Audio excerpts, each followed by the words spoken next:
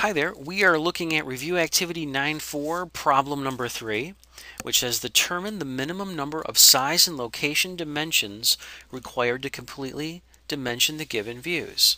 Now keep in mind, we have the front view, the right view, and the top view. And because this is a cylindrical feature, the right view and the top view look exactly the same. No, they don't. We have this flat on top here, so there's an extra set of object lines in that view right there. So let's start off by getting our overall dimensions. This part has a height and it has a depth. Let's start by putting in the depth. Put it right there. Alternately, I could put it right here, but I can't put it in both places because that again is double dimensioning. Now, what about the height? The height of this part is going to be the diameter of this circle. So I'll just simply go in and I'll dimension this circle. There we go. Put that in right there. And if this went all the way around, this would give me the dimension of the round stock I needed to make this part. Okay? So, anything else we need to know? No, that'll it. So that gives me, does that give me my width, my height, and my depth? Because when you have a round thing, the diameter is both the height and the width together. Does that make sense? So 0.67 height, 0.67 width. Just that radius just swings all the way around. The next thing I'll do is I'm going to dimension my round features. And I've already dimensioned this one because that was my height and width. But I need to dimension this cylindrical feature and this hole. So let's do those next. This cylindrical feature will be next. And I'll get the diameter of this hole. Again, we dimension round things in the round view. We never dimension to hidden lines or center lines if we can all avoid it. So what else do we need to know in this part?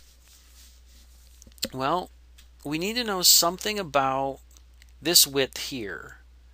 So I'm going to put that width in right there. And I could put this one in right here. No, I can't. Because again, that is double dimensioning. So I can have this one or this one, but not both. I'll leave that one in. If I want to know this dimension between this face and this face, 0.5 minus 0.27, 0.23. There can only be one way to determine a feature size, length, location, etc. So only one set of dimensions can tell me. Now I have to do something with this flat on the top up here.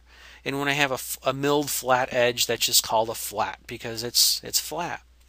And what I would do if I were building this part, I would probably use the center as what's called a datum point, and that means just a known theoretical good point that all other points are measured off of. Since this is a cylindrical object, I would measure everything off of that, and I would just put a dimension between here and here, and that tells me the distance between the center and the flat feature on top there. So, can you see any other dimensions that we need for this part? Would you need to know any additional information to build the part?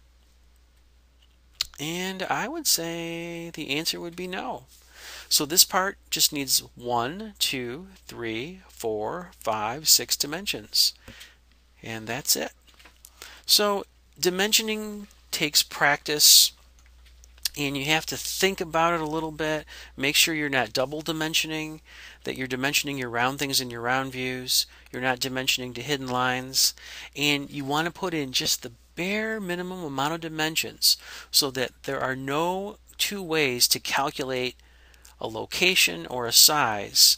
If you want to find out an area or a size or something that's missing, you should have to do some math.